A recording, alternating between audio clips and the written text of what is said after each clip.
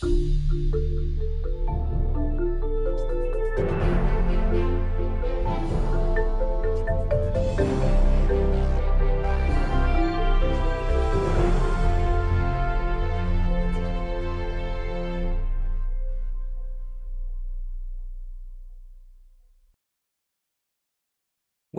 and thank you for joining us today for this Hopkins at Home seminar. We will be exploring the nexus of art and science through the lens of the JHU Theater program's Spring 2024 production, which was Bertolt Brecht's Galileo. My name is Abraham Stoll. I'm the director of the Theater Arts and Studies program here at Johns Hopkins. I'm a production dramaturg, which means that I bring the academic perspective into the rehearsal room, working directly with directors and actors on such things as text, history, and interpretation. My area is the early modern and Renaissance period, where I've published on poets and playwrights such as Shakespeare, Spenser, and Milton. I'm new at Hopkins, and I'd like to take this opportunity to introduce you or reintroduce you to the theater program as well. I'm sitting here in our home, the John Astin Theatre, which is in the historic Merrick Barn. Some of you may actually know this stage and this theater, as it has been home for generations of playmaking, going back to the early Hopkins Drama Club, including a great deal of community theater, and then for the last several decades as the home to the academic theater program under the direction of John Astin. We're a small program, just a minor, but I think we punch well above our weight, in part because we bring in professional theater makers onto campus, and we work with the Hopkins students. And in that way, we anchor what I think is a very vibrant theater scene here on the Hopkins campus. We are joined today by one of those professional playmakers, James Glossman. Jim was the director of Galileo. For over 2 decades, he has been a lecturer in the JHU theater program, where he's directed many, many productions in Merrick Barn, most recently Galileo, Doll's House Part 2, and The Cherry Orchard. Jim is a prominent professional director who works widely in the New York area. I could spend a long time listing his credits, but we'll settle for a few recent productions, such as the US premiere of John Cleese's farce, Bang Bang, the East Coast premiere of Jeff Daniels's Flint, the world premieres of A Tailor Near Me by Michael Tucker, and his time-traveling adventure, Safe Home, co-written by Glossman with Tom Hanks. Upcoming, he has the world premiere of Nikki Glossman's The Road to Jerusalem at Shadowland Stages, and the workshop at Portland Stage of his latest collaboration with Hanks. Jim Glossman attended Northwestern University, American Conservatory Theater, Advanced Training Program, British American Drama Academy, Balliol College in Oxford, Yale School of Drama, and is a member of the Dramatists Guild, Actors Equity Association, and Stage Directors and Choreographers Society. We are also joined by Marco Chiaberge, who is astronomer at the Space Telescope Science Institute and a research scientist at the Johns Hopkins William H. Miller Department of Physics and Astronomy.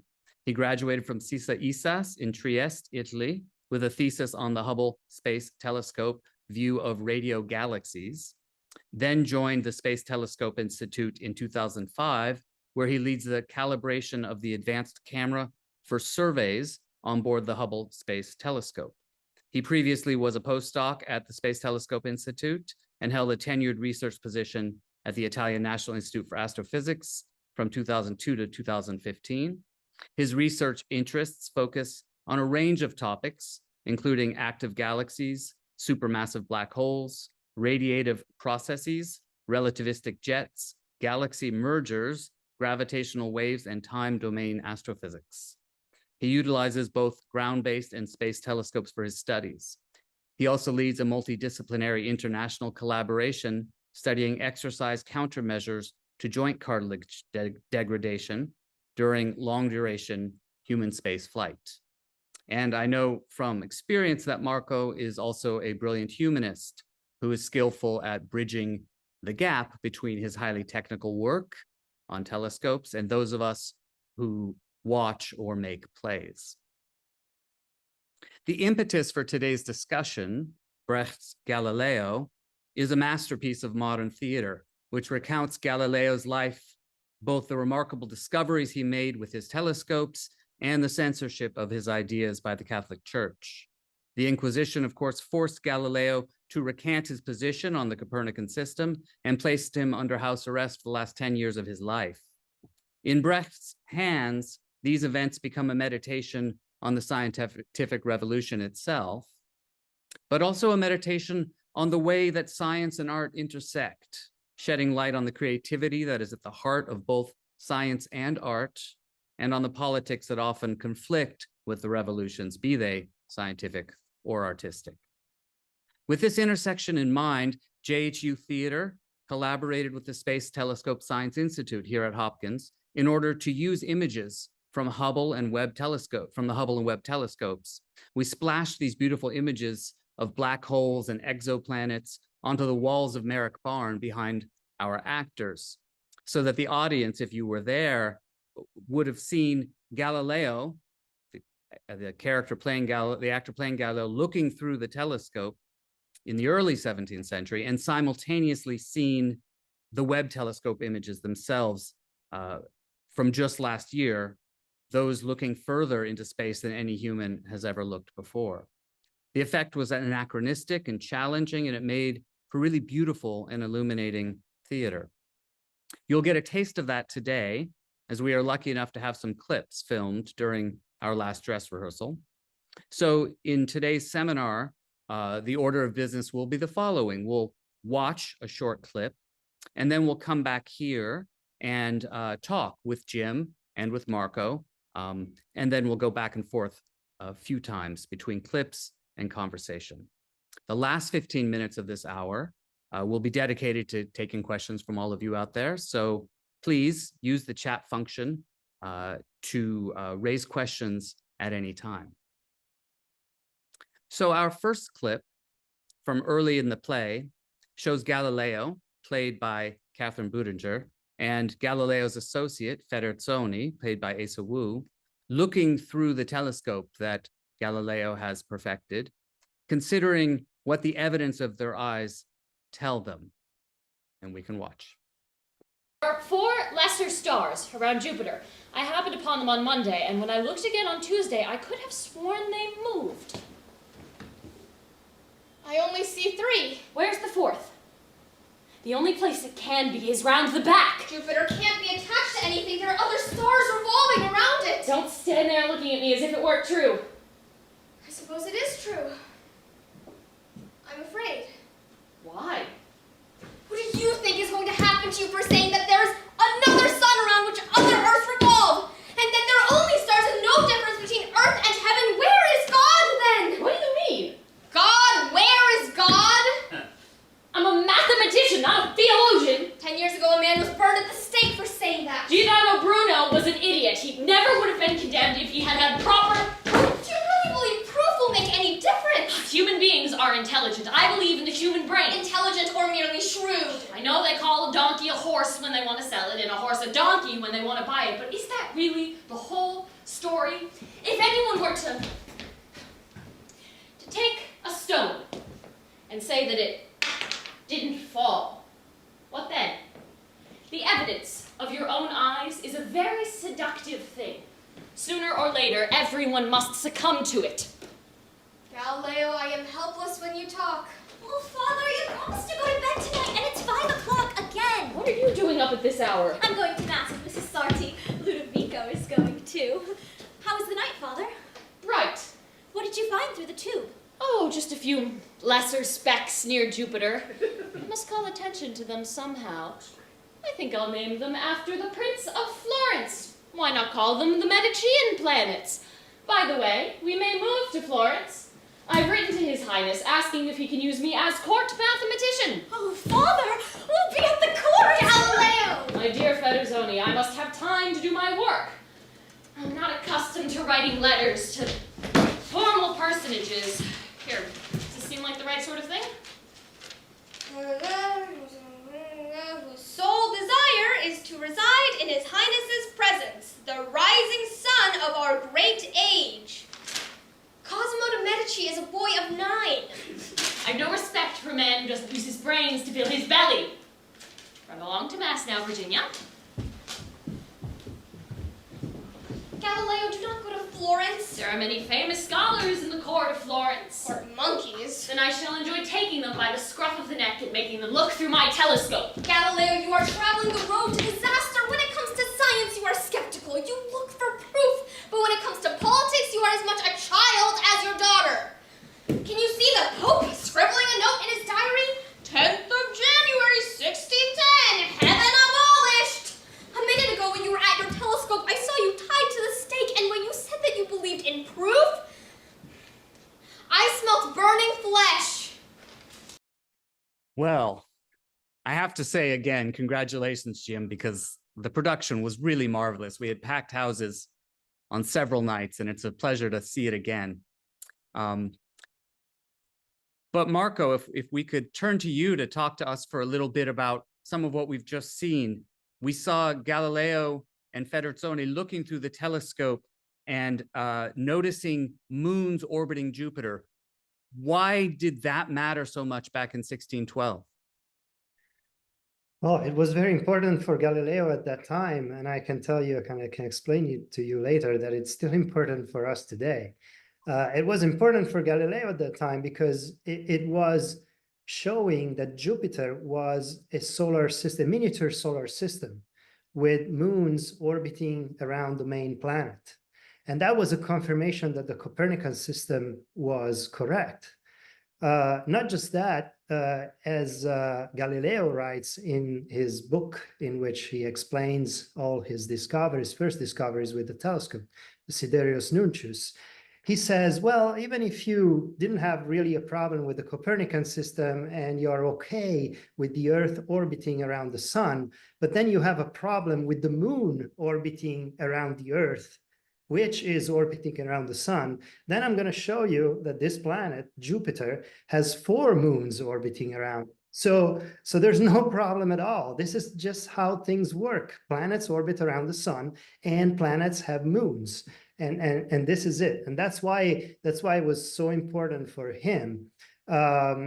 For us, it's important because reading his book, you see how he explains his observations. He spends pages and pages making drawings of the position of Jupiter and its moons every night. And it says, like, tonight they were in this position, and then the next night, oh, this one moved. And it's very important because it lays the grounds on how a scientific paper is, in a way, still written today. You have to write down really well all the data. Another reason why this was very important was because one of the things that his opponents at the time said was that the moons of Jupiter were artifacts. It was just its telescope, the telescope that was making artificially these lights around Jupiter because Jupiter was bright. And the problem was solved by Kepler because Kepler observed Jupiter with a different telescope. And this is what we do today as well. When we have a theory and we have some observations and the theory may explain the observations, then we want to confirm our theory and we take more data, possibly with a different telescope, possibly with a different wavelength. But that's why this specific discovery was so important. In the clip we just saw, the way Galileo, as he does several times in the play, drops the pebble and makes everybody watch a pebble fall to the stage. And as he puts it, the evidence of the eyes is a very seductive thing. There's a kind of reference to sight and proof that was really quite revolutionary in the moment. Absolutely. Yeah, there's another quote from Galileo. I'm not sure exactly from where, but basically, if I can translate it from Italian, it says, it's not enough to look. You have to look with the eyes that want to see and believe in what they see. That is exactly what he was doing there. I show you that this is happening. And then I have a theory that explains what you just saw, but you got to first believe what you're seeing and then try to understand it. And this is really the basis of Galileo's scientific method. You observe things with your telescope, with your instrument, whatever you're using. And then you have to make hypotheses, and you have to come up with a mathematical method that explains your observations. But then you have to test your framework with new observations. It seems so obvious to us today, but the story being told by this play and the history of Galileo is one of having to fight bitterly and fight hard to be able to do what you're describing. One of the things I'm struck with, Marco, is we just watched Galileo looking through his telescope. And you're doing the same thing, aren't you? With the Hubble and the Webb telescopes, looking through them. And just as Galileo saw farther back in 1612 than any human had ever seen, so the Webb and Hubble telescopes are allowing us today to see further than any human has ever seen. Are you finding similarly important, similarly remarkable things as you look through these space telescopes? What are you finding, and do they matter the way the moons of Jupiter matter? Yeah, so it's not just me, it's the whole scientific community, the astronomical community. Everybody can use Hubble and Webb. We just need to apply and get observing time. And here on the Hopkins Homewood campus, the Space Telescope Science Institute manages both Hubble and Webb. Hubble and Webb, for those who are not familiar with it, they are space telescopes. They're flagship NASA missions. They're both in space. Hubble orbits the Earth, and Webb orbits the Sun, actually 1.5 million kilometers from the Earth. Webb was launched recently. Hubble has been around since 1990s, and they are revolutionary instruments, same as Galileo's telescope was. Just to give you an idea, the important point here, I think, is the angular resolution, the power that a telescope has to make us see something that appears as a point source to our eyes, but it's not. Same as, Jupiter and the moons. If you look at Jupiter with your eyes, you just see a point source, looks like a star. If you look at it with a telescope, you can see that it's extended, and it's a planet, and there are the moons around. So the human eye, for people who can see well, we can distinguish a quarter from about 250 feet. And Galileo's telescope resolution was much better. He could see a quarter from a little over half a mile. With Hubble and Webb, we can see a quarter from about 30 miles, sorry. So, or equivalently, you could spot a football field on the moon. So this is really like orders of magnitude more. And the fact is just with similar telescopes on the ground, you wouldn't have the same resolving power because of the atmosphere. And in addition, Webb is optimized for the infrared. This is very important for the discoveries that we are aiming to make about stars and galaxies at the very early stages of the evolution of the universe. You have to look in the infrared light because of the expansion of the universe that redshifts photons from the optical to the infrared. And Hubble and Webb have similar resolutions because Hubble is optimized for the optical, Webb is optimized for the infrared. So they are comparable, and it's very important that they keep operating together. With Webb, similarly to what Galileo saw with his telescope around Jupiter, we can now see planets orbiting around other stars.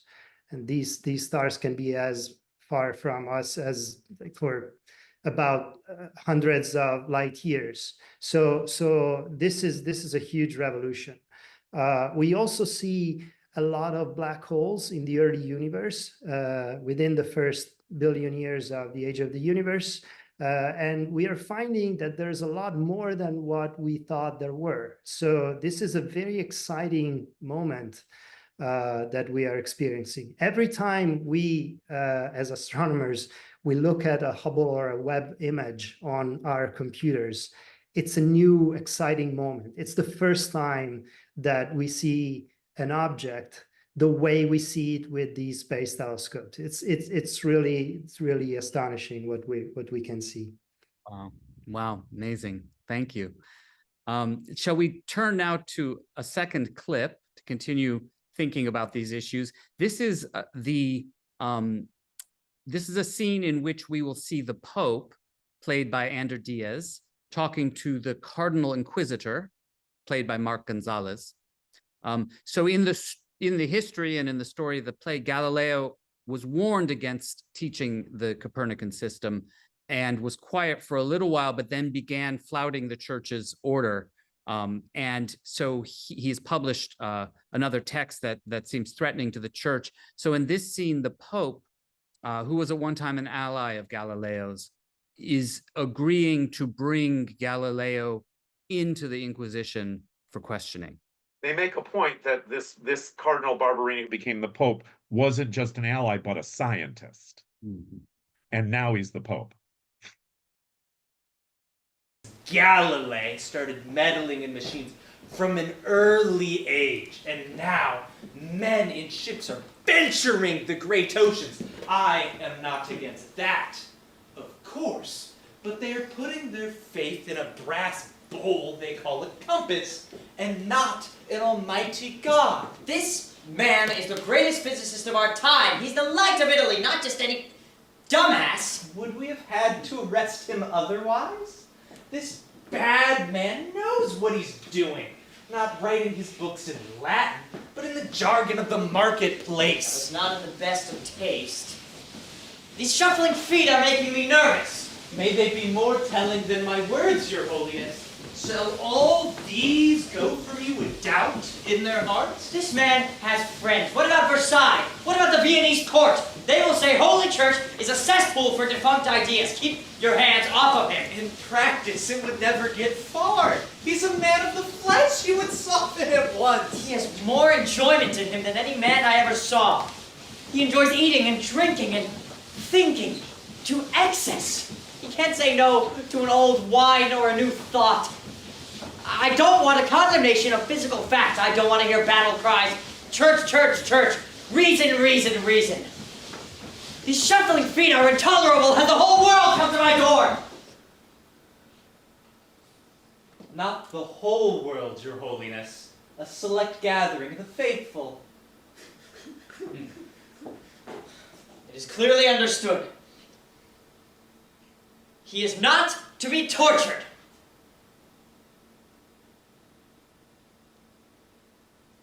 At most, he may be shown the instruments.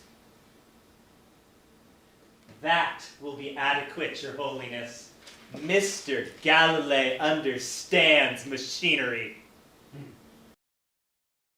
Mr. Galileo understands machinery. We were talking somewhat technically about telescopes. I'd like to also speak technically about theater, Brecht's theater, and what you did here in this production, Jim. We see the beautiful projections behind, and in this scene we see these amazing costumes. In fact, as the scene evolves, the Pope is getting dressed. So what is Brecht doing with the costume here, having these layers of the Pope's clothing put on as this conversation is happening? Yeah, the clip only showed the tail end of it. When Ander enters, he's still dressed as Cardinal Barberini. He's still dressed as a cardinal, just wearing his simple clothes. And over the course of the scene, the background, which again we only saw the last bit of it, the background, which starts as a star field, gradually transforms into that hard-edged stained glass at the same time that Cardinal Barberini gets gradually robed piece by piece by piece by piece into the grandeur that is the papacy, that is the chair, that is the spokesman for all Christendom, and in the course of which he goes from a fluid body that can move very easily to this, layered collection of embellished grandeur who can barely move. It's written in the text. It's in Brecht's text quite precisely. And it's meant to be, I would think, a sort of visual metaphor for what happens when someone who is an individual gradually becomes subject to what he thinks is institutional institutional unanswerable questions. The institutional, not just inertia, but complete the complete dictation of the institution of which he's now a part, so that when he starts, he's one person who is in fact fascinated by science. By the time he finishes, he's the mouthpiece for doctrine, and he goes from saying no one will touch him to, well, you may show him the instruments, which was a torture technique. You show the horrible devices of torture to somebody so they will crumble. And that's what Galileo does. He recants. He ends up saying that everything he taught was faulty and erroneous and untrue, and he apologizes. And so they don't burn him at the stake like they do with Giordano Bruno. It's quite a tour de force of, if you like, theatricalization of a psychological moment. This scene, the only extended scene in the play in which Galileo does not appear, which is everyone else in the play, along with the Cardinal Inquisitor and the person who is supposed to have the freedom to choose anything, the Pope, who answers to no one, in effect having to answer to everyone. And that's accomplished by layer by layer by layer, turning him from this one dynamic individual into this almost unmoving collection of robes. It's quite extraordinary. And our brilliant costume designer, Bettina Beerley, who came down from New York to work on this production, and all the company, again, you only saw the tail end of it, but all the company that works to layer by layer by layer by layer by layer robe him and transform him from an individual to this person, the Pope, work together over weeks to get this kind of wonderful, smooth sort of counterpoint to the argument that the Cardinal Inquisitor is making about how, you will send everybody else to question and to doubt, and this can't happen. It's a wonderful triumph of a kind of visual metaphor. Brecht was always looking for the opportunity to pitch the individual against either an entire movement or an entire tendency of a people. Remember that this is a play that he wrote after fleeing Nazi Germany. It was a play that he wrote while living in California, on the edges of Hollywood, trying to stay alive and keep writing, when he was in a country that was not interested in his style of theater, and a Europe that was no longer available to him. He left. The story goes that he was, in 1933, going to the local police office to, check on with the censors on his new play, and he wandered into an empty office, and he saw upside down on a desk a list, and it had 4 names on it, and 2 of those names were himself and his wife. And he just walked out of that police station, grabbed his wife, went to the train station, and left for Paris, just ahead of being arrested by the Gestapo, because he'd been making fun of, fascism and totalitarianism for 15 years. And when they came to power in 33, they didn't like it. So this was very much a person writing almost autobiographically about the individual's struggle against a mass movement. It's not just the Catholic Church that Brecht had in mind when he wrote this play. Yeah, quite so. And it's not even just I don't think Brecht had anything specifically about the Catholic Church per se, because there were scientists involved in the Catholic Church. There's a great testament in this play to Christopher Clavius, the astronomer to the Pope, who's the first person of great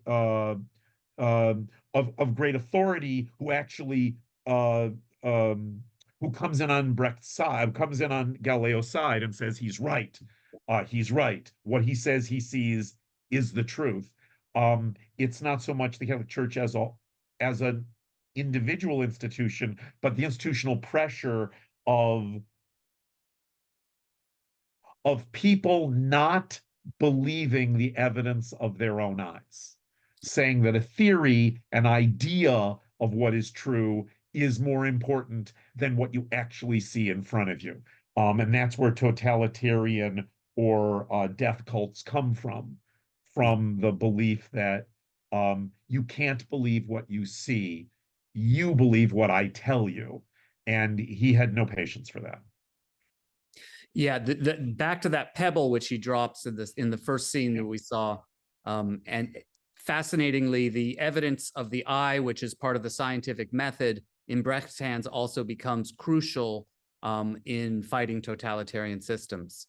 Yeah, quite so. And it's also that notion that you can drop, that the evidence of your senses cannot be answered. In the play, you see a series of scenes where Galileo will say, look through my telescope and you'll see the truth of what I'm saying. And their answer is, well, we're not going to look through that telescope because the telescope obviously lies. Yeah. So we won't even look. Which Yeah. goes back to what Marco said before about, the whole edifice of scientific method, the whole edifice of what we consider science is observation followed by hypothesis, followed by testing that hypothesis. And without absent observation, that all falls to pieces. And Galileo is swimming against millennia of tradition that truth is based on theory rather than on observation. Okay, let us look at another clip. This next one is the recantation scene. And in this scene, we'll see Galileo's protege, Andrea, played by Audrey Douglas, as well as his daughter, Virginia, played by Lulu Hassanein. They and others are waiting to find out if Galileo has indeed buckled to the Inquisition, and whether he has in fact recanted the science that he has proven. The moon is an Earth because the light of the moon is not her own. Jupiter is a big star, and more moons turn around Jupiter, therefore we are not shut in by crystal shells. The sun is the pivot of our world, therefore the Earth is not the center. The Earth moves, spinning about the sun, and he showed us! You can't make a man unsee what he has seen! 5 o'clock is in 1 minute. Listen, all of you that are murdering the truth! Close your eyes, Audrey. Close your eyes, Audrey.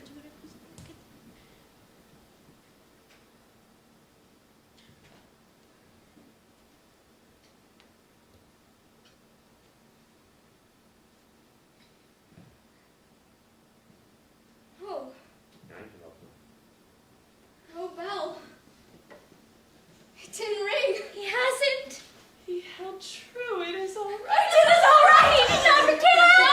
So force cannot accomplish everything. What has been seen can't be unseen. Man is constant in the face of death. June 22nd, 1633, dawn of the age of reason.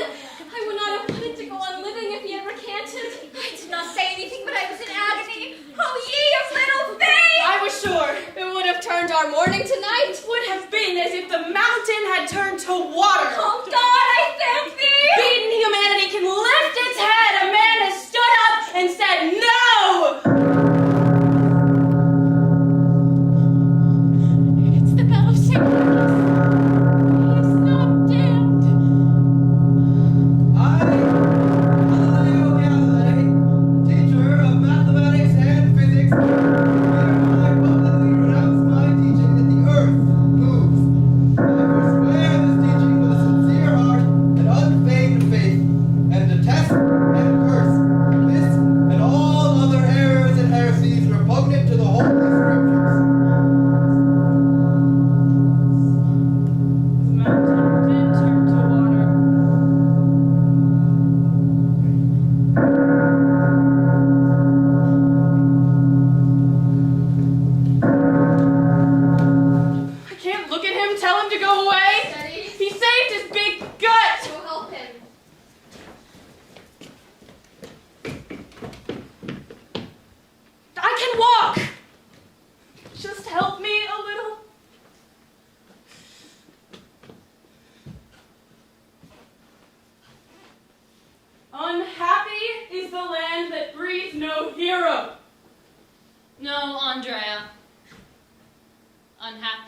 land that needs a hero. Brecht did not love the idea of individual heroism. He always wanted to undo that. So, Marco, from your perspective as a scientist, was Galileo a hero?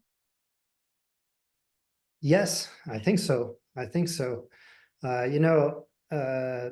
Scientists are motivated by the excitement of seeing and understanding things that nobody has seen before. And by the way, the excitement was also clear in the play, especially in the first part when the discoveries are announced. There's a lot of excitement throughout the whole first part.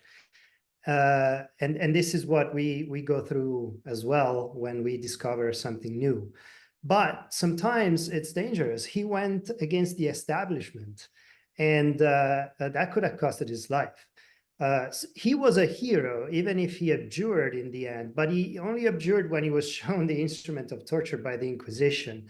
And I think it was a smart decision on his side, because that allowed him to still contribute to science. He published at least another book after that, the book on the pendulum, for example, that was written after the trial, and I think it was important. It was important. He was still defending his discoveries, even if he had to say that, yeah, they were just theories.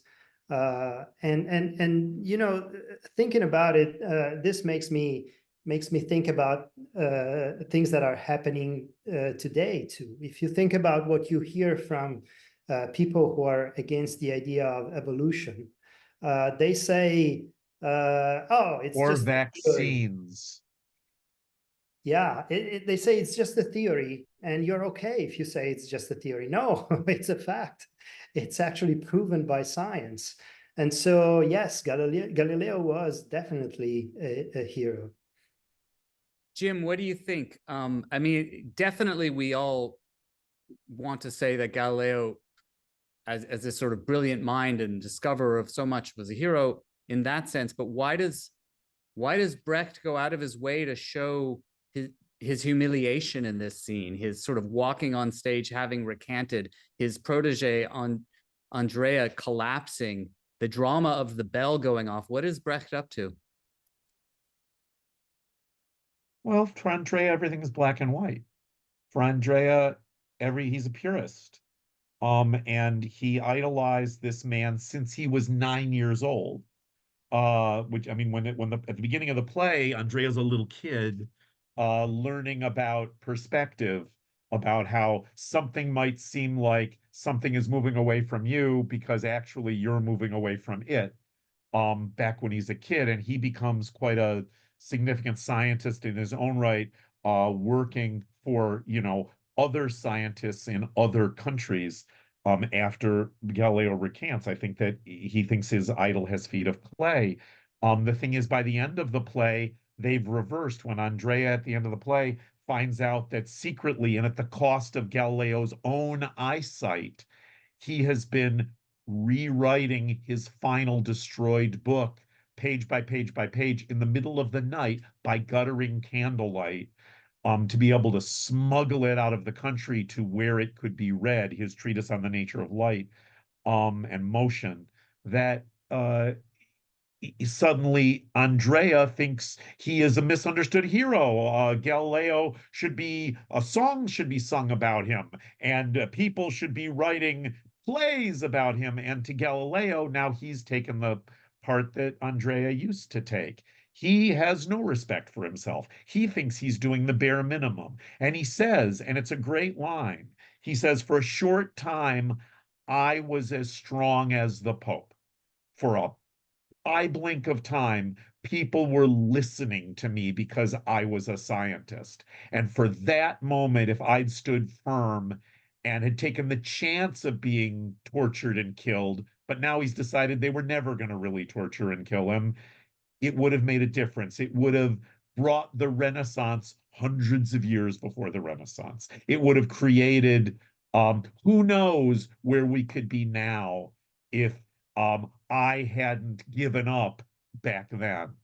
And that's what he goes to his grave feeling. And I think that Brecht was saying something extraordinarily tough about how self-satisfied we who make art can sometimes be about ourselves, and how hard we should be on ourselves for the things we don't do. Because remember, Brecht got out of Germany alive, but he didn't go fight. He didn't join the army of the West to fight back against the Germans. He just tried to make art. And he spent the rest of his life saying, well, what did I accomplish? What didn't I accomplish? Same thing. He's a very tough-minded man. He's a very complicated man. And I think he was attracted to writing about Galileo because likewise, Galileo was a tough-minded, hard-headed mechanic of a scientist who had no more excuse for himself than he did for anybody else. And there's a sense, isn't there, Marco, that hero, the idea of a hero is a little out of place in the scientific method? Yes and no. It depends. I think. I mean, I cannot say that we are all heroes, but and nowadays we don't have the Inquisition anymore, fortunately. But there are some mechanisms that may go against us when we make a discovery that the scientific community doesn't like. And yeah, I wouldn't say that I'm a hero if I decided to go against the mainstream science of my specific field, because of course what Galileo went through was way more than what I could go through. But there's people now getting jobs because they are writing things that the scientific community doesn't like to hear. The peer review system that we have, the system in which when we write paper or we write proposals to observe with a telescope, and those papers and those proposals get reviewed by other people in the scientific community, is sometimes may act like a sort of inquisition. And so we need to be aware, and of course, as I said, we are not heroes, but it's a similar mechanism in a way.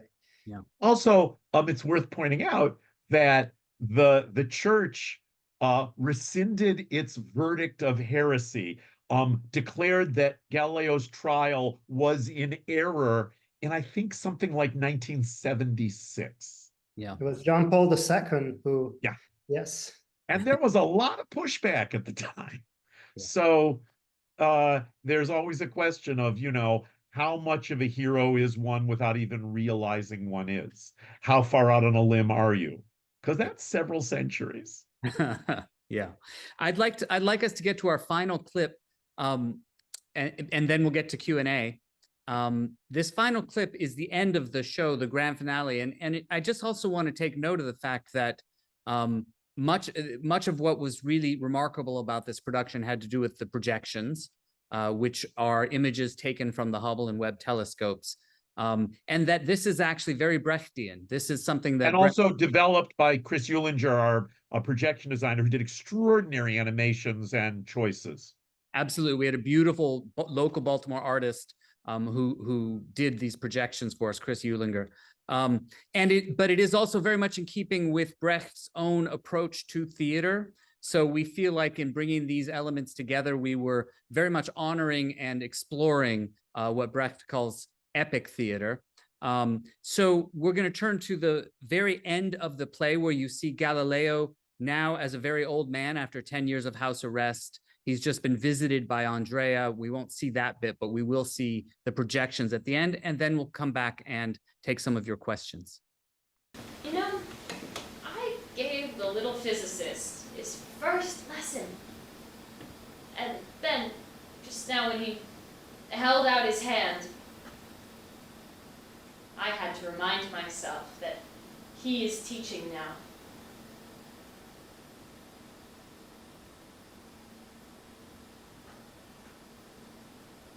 How is the sky tonight?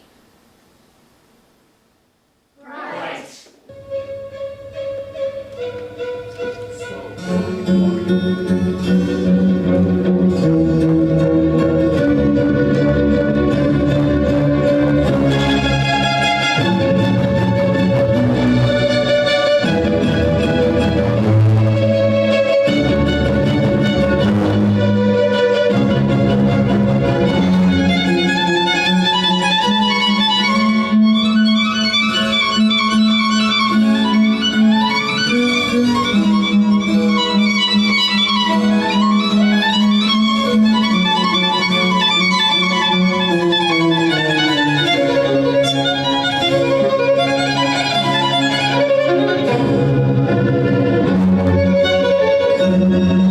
How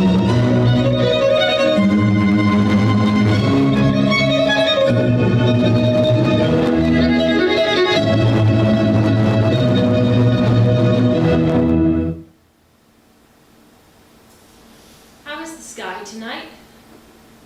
Getting tighter to a little. Bright.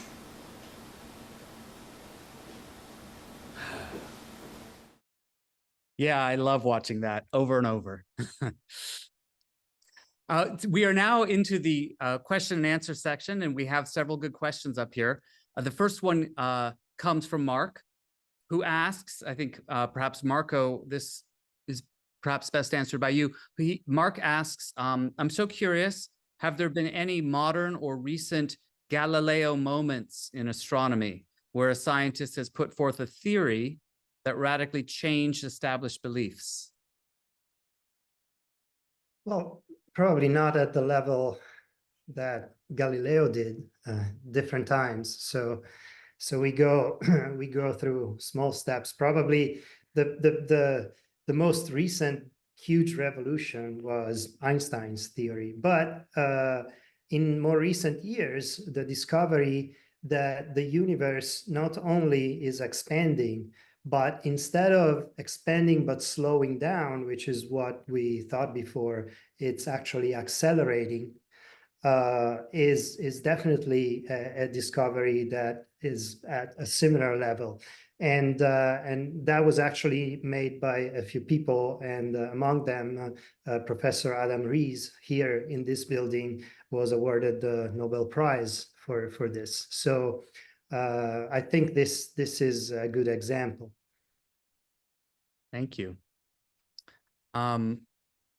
We have a question from Henry. He has two questions that were, I think, connected.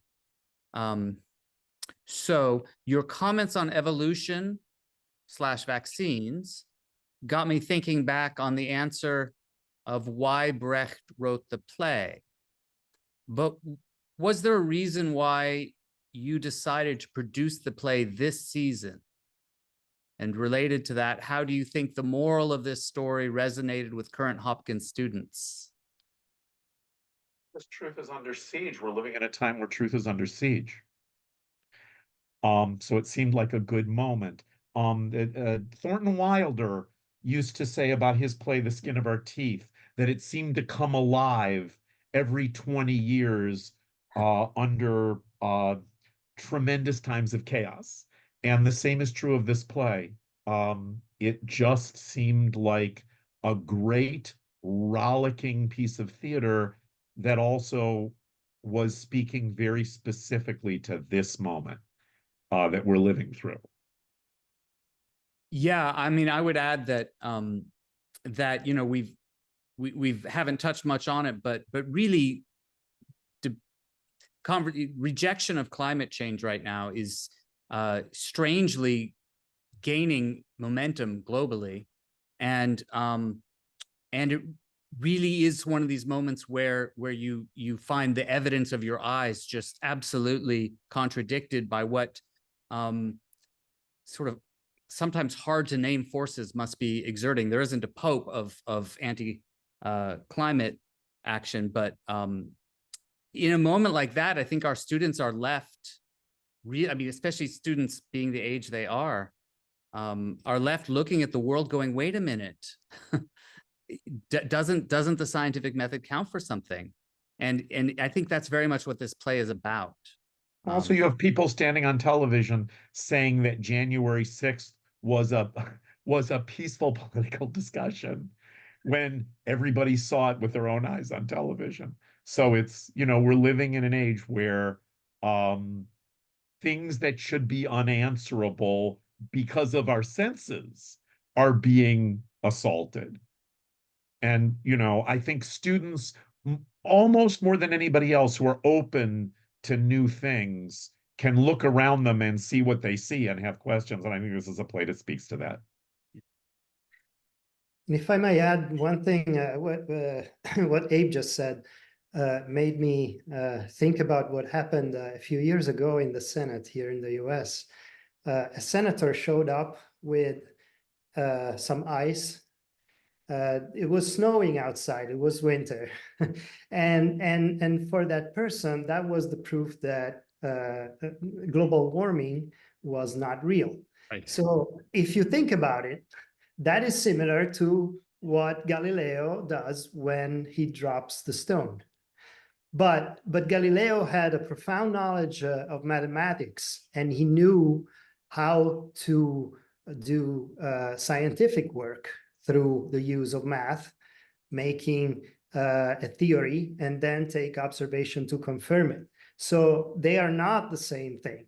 It's actually the opposite. It's an interpretation that is given to something visual that is powerful, but it's not supported by anything other than viewing something, a piece of ice that does not represent anything other than, yeah, it was snowing that day. So I think it's this is another interesting aspect about the play and its role for scientists, but also for everybody. Yeah. And I would also add that Hopkins, which is known, of course, as a STEM campus with remarkable astronomy going on and engineering and medicine. For a lot of the students, I think there was a lot of interest and gratitude at the kind of bringing together of science with theater, with art, so that you know, a lot of our actors are engineers. They finish rehearsing and they go off and do calculus 4 and other things that I can't even begin to understand.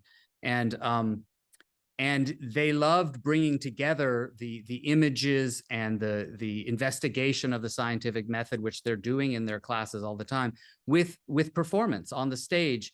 And I was really struck by in that coming together of art and science. I was really struck by how, at least for me, to my eyes, the images from the Webb and Hubble telescopes were transformed themselves by virtue of being in a play, by virtue of being part of this storytelling, with the music, with the actors. And it kind of helped, and I had a couple of the actors tell me this, it kind of helped them feel like they were part of a longer, bigger story about science. Also, that's what science is, like everything else. It's the construction of a story.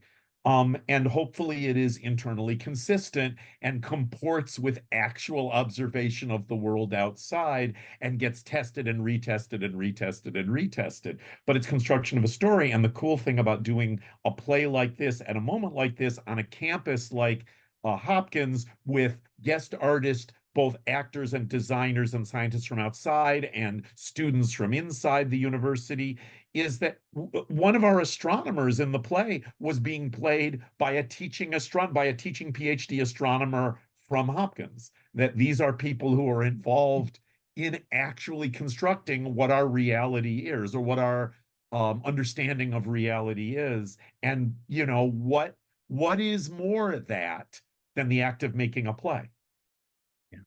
And indeed, you know, as by way of wrapping up, you know, the need also is for science to find ways to speak to the rest of the world.